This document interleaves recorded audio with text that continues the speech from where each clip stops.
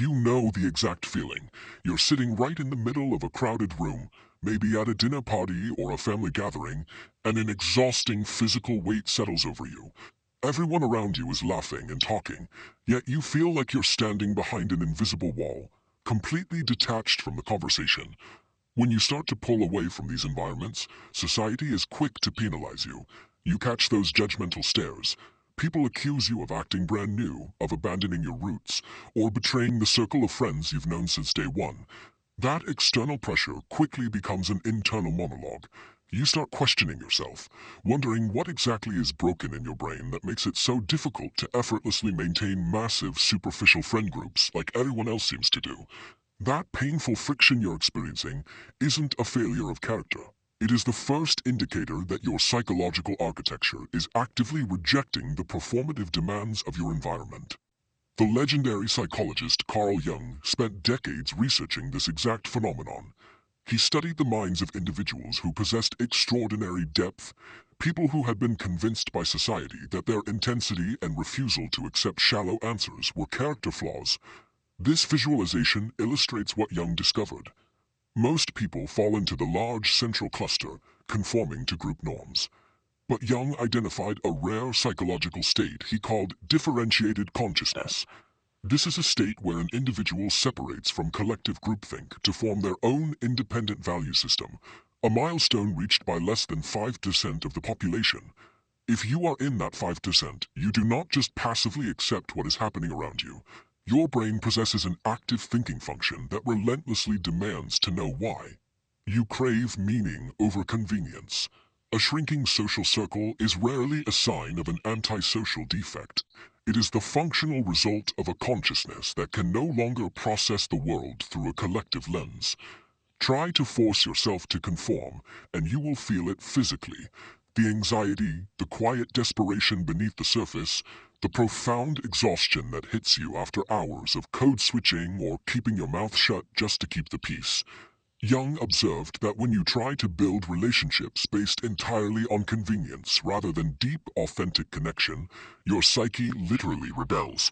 It creates what he called neurotic symptoms, a deep internal distress that occurs when your actions do not align with your true self. Your brain simply will not allow you to pretend that shallow conversations matter. Without you even having to try, this biological filter automatically eliminates about 90% of incompatible peers from your life right off the bat. This intolerance for fake environments is a biological defense mechanism. It activates specifically to protect your mental energy from being drained by social dynamics that do not operate at your depth. But this filter comes with a cost. Once you stop being a people pleaser and start setting firm boundaries, you face the painful reality of losing close, historical friendships. Those friends usually pull away because they prefer the old version of you. That earlier, smaller version was predictable, easily managed, and safely conforming to their group norms. This diagram shows the core process Jung called individuation. Individuation is the psychological journey toward becoming completely whole.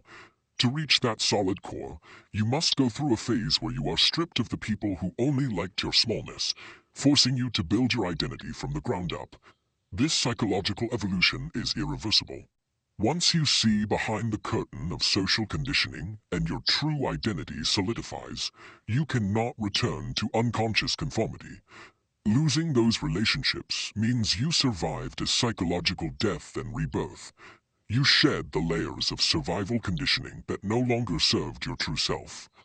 Achieving this level of psychological sovereignty naturally shifts your social environment. When you do interact, your energy will attract specific, potentially draining personalities. First are the light seekers.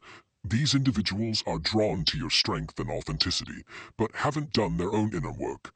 They attempt to use you as an unpaid therapist or rely on you as a permanent source of stability for their own chaos.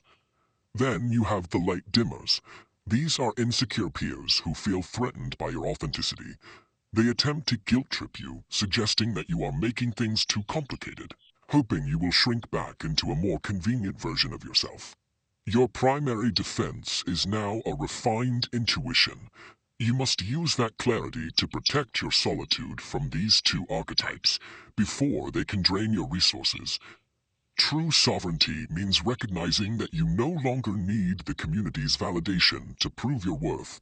When you are entirely comfortable standing on your own, you become immune to manipulation by anyone threatening to walk away.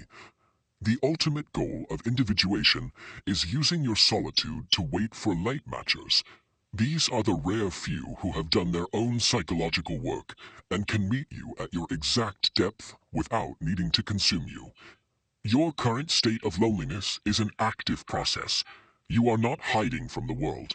You are scouting new territory for human potential. Stop apologizing for the traits that make you extraordinary. Refuse to make yourself smaller, quieter, or more convenient just to fit into shallow friend groups. Claim your sovereignty right now. Go down to the comments and leave the exact phrase, "My evolution is not negotiable," as a public declaration of your new standard. If you are ready to continue mapping the architecture of your own mind, hit that subscribe button. Outgrowing a small life is only the first step toward a complete understanding of yourself.